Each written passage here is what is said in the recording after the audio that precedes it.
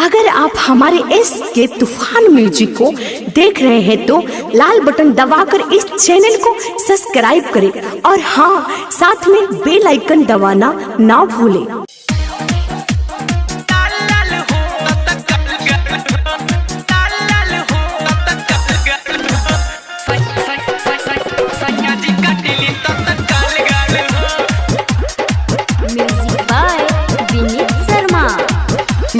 हमके राजा जी कबडिया हरदम लूटत रहेले लहरिया त ठोके पखाउज पर रोज ताल हो रोज ताल हो रोज ताल हो। अरे बिंदिया लगाई जब लाल लाल हो बिंदिया लगाई जब लाल लाल हो सैया जी कटली तत गाल गाल हो बिंदिया सटली जब लाल लाल हो सैया जी चुमिली तत गाल गाल हो। डीजे आनंद राजगंज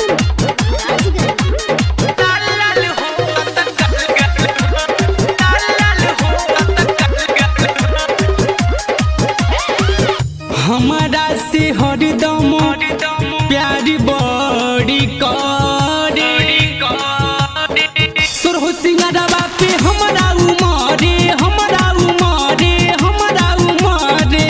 हवे हमारा कर जावा के एक फल हो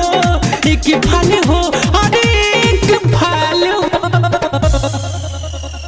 दूसरा के कहे नहीं माल माल हो दूसरा के कहे नहीं माल माल हो सैया जी काटिली तत गाल गाल हो बिंदिया लगाई जब लाल लाल हो सैया जी काटिली तत गाल गाल हो। डीजे आनंद राजगंज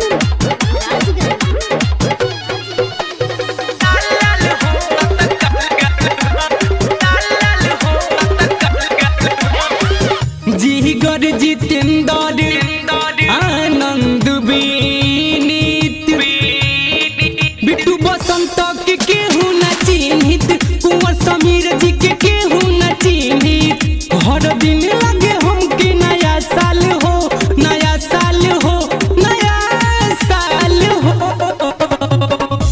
हरदम लिट रहिले हाल चाल हो